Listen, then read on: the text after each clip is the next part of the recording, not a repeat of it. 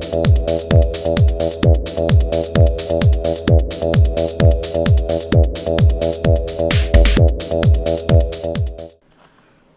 there folks, today I'd like to take a casual peek into my first Pirates pack plundering, where I unpack and go over the contents of a Pirates Constructible Stratgey Game pack.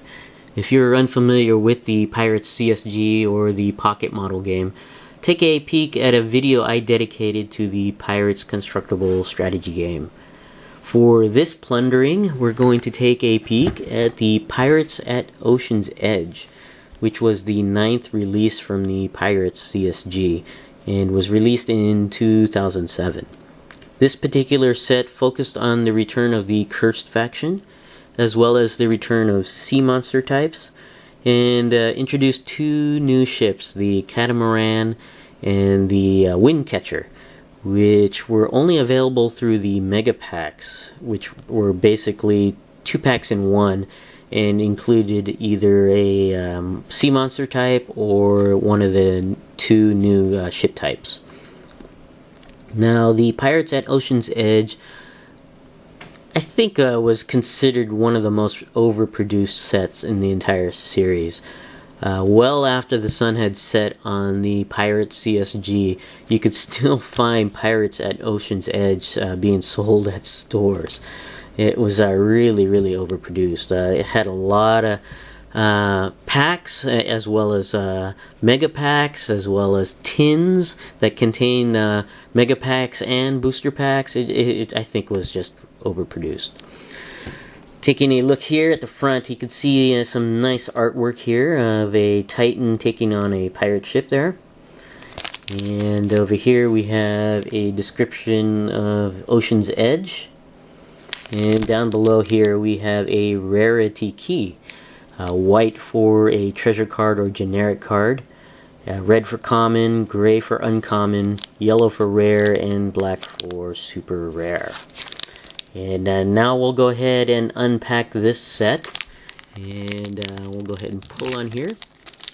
And pull that, and we'll take a peek at what we have. And most sets, or actually I should say all packs, contain 6 styrene cards to eliminate people sifting through the sets trying to find special sets in the packs.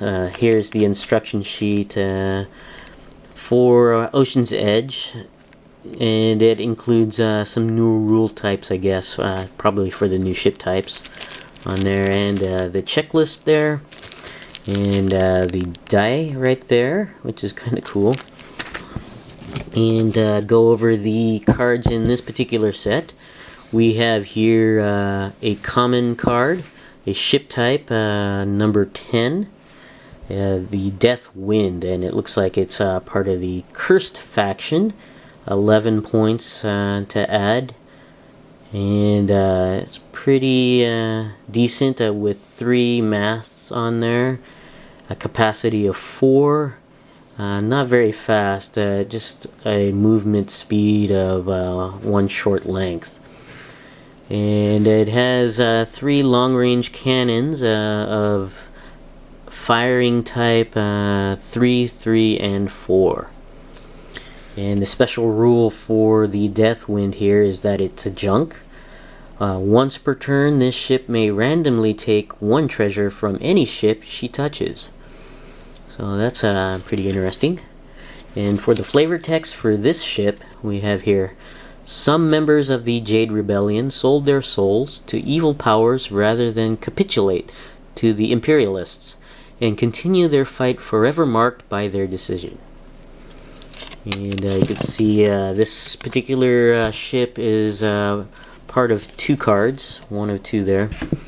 And here's the second card for Death Wind.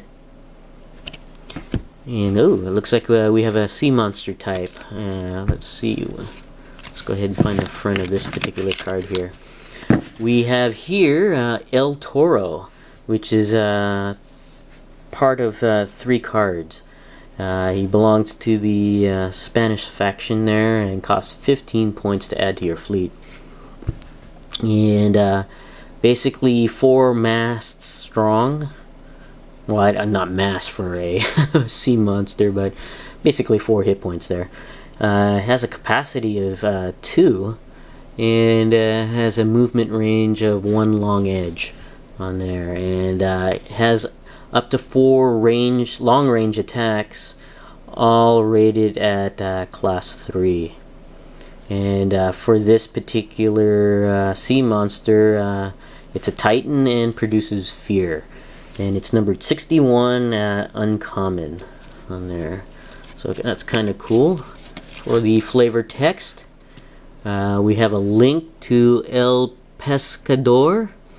El Pescador seems to have tamed this horrid creature and have trained it as an instrument of war, I'm not sure about that. Okay, and that's pretty cool. And you can see that he's a big crab. Looks like he's bluish green in color on there. And those are his limbs, and his shell there, so that's kind of cool, and his eye stalks.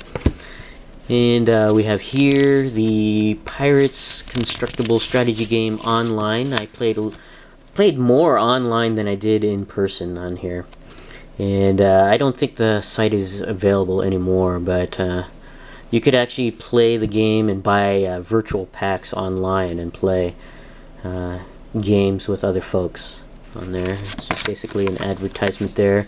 And also for the Zeus, which was a 10-masted ship, a junk, I believe, and that you could get if you had turned in a certain amount of game pack wrappers. I think here it says 12 Ocean's Edge game pack wrappers on there, so that's kind of cool, and that's probably long since expired. We also have here a island card. On the other side of it is a whirlpool. And ooh, cool, we've got a rare treasure card here. And what we have here is Triton's Defense. Unique treasure.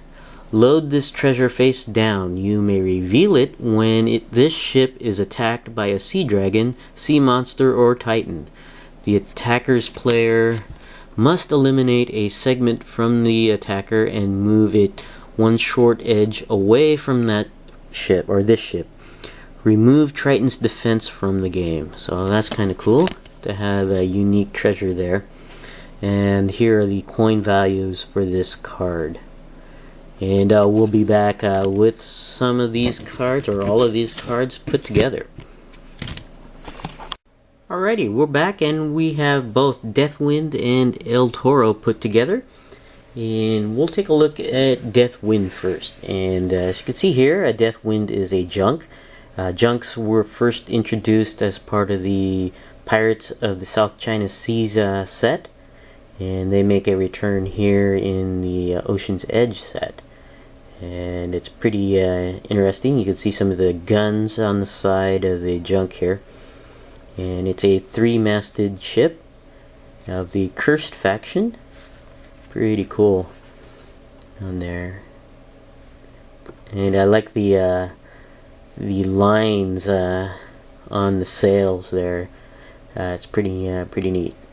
And you can see some more detail underneath, or on the top of the deck here, on the lower deck, and then you have this upper deck up here where this 3rd sail is at. Pretty cool. Next, we'll take a look at the El Toro sea creature. It's basically a giant crab on there, and it's pretty neat. He's got 4 attacking limbs there, all rated long edge 3 on there, and it's got a nice bluish green design for this particular crab, or Triton. Or Titan, I'm sorry, not Triton. And you can see the edges on each of the arms are jagged. It's just kind of cool that they added that on there. And also on the pincers here. Pretty cool. And you can see that the shell, the way this is put together, the shell is got a slight curvature, which is kind of cool on there. Pretty neat. And you got the eye stalks. And oh, he's got two more I guess limbs here, but these are non-attacking limbs. They don't have any rating values on there. Pretty cool. And he's pretty stable too. He does tend to wobble left and right due to the curvature of his shell here, but pretty stable in that he doesn't like tip over completely. So pretty neat. And this is my casual peek into my first Pirates pack plundering. Thanks for watching, and I'll see you guys next time.